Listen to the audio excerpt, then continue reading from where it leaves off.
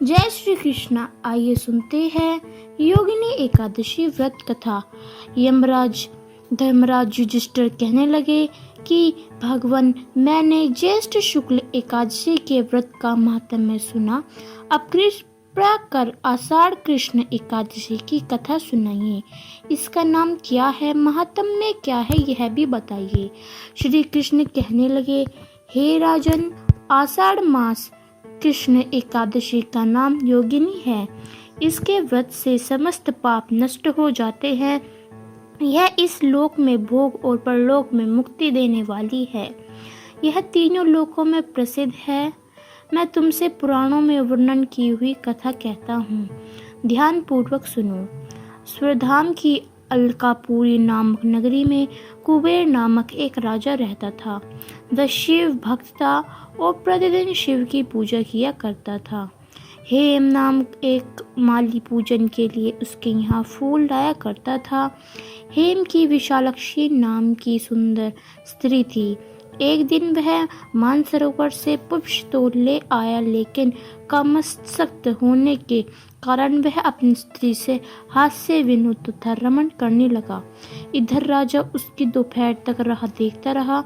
अतः में राजा कुबेर ने सेवकों को आज्ञा दी कि तुम लोग जाकर माली के न आने का कारण पता करो, क्योंकि वह अभी तक पुष्प लेकर नहीं आया है।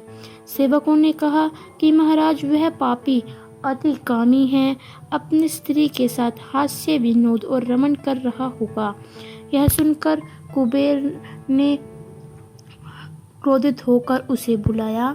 हेम माली राजा के भय से कांपता हुआ उपस्थित हुआ।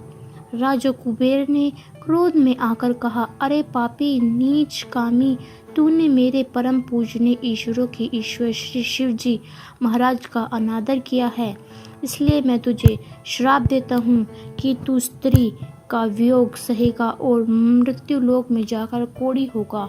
कुबेर के श्राप से हेम माली का स्वर्ग से उत्पतन हो गया और वह उसी क्षण पृथ्वी पर गिर गया। भूतल पर आते ही उसके शरीर में श्वेत कोढ़ हो गया।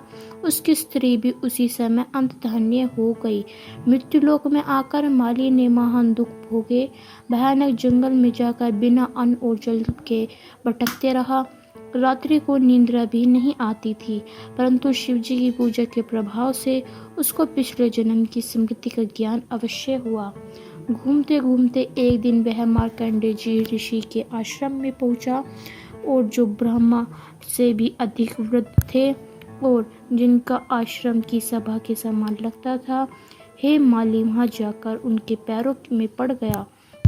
उसे देखकर मार्कंडेय ऋषि बोले, तुमने ऐसा कौन सा पाप किया है जिसके प्रभाव से यह हालत हो गई।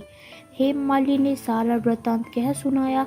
यह सुनकर ऋषि बोले, निश्चित ही तूने मेरे सम्मुख सत्य वचन कहे हैं, इसलिए तेरे उद्धार के लिए मैं एक व्रत बताता हूँ। यदि तू आषाढ़ मास के कृष्ण पक्ष की योगिनी नामक एकादशी का विधि पूर्वक व्रत करेगा तो तेरे सारे पाप नष्ट हो जाएंगे। यह सुनकर हेम माली ने अत्यंत प्रसन्न होकर मुनि को साष्टांग प्रणाम किया। मुनि ने उसे स्नेह के साथ उठाया। हेम माली ने मुनि के कथानुसार विधि पूर्वक योगिनी एकादशी का व्रत किया।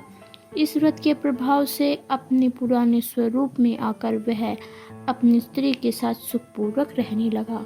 भगवान कृष्ण ने कहा, हे राजन, यह योगिनी एकादशी का व्रत 88,000 ब्राह्मणों को भोजन कराने के बराबर फल देता है।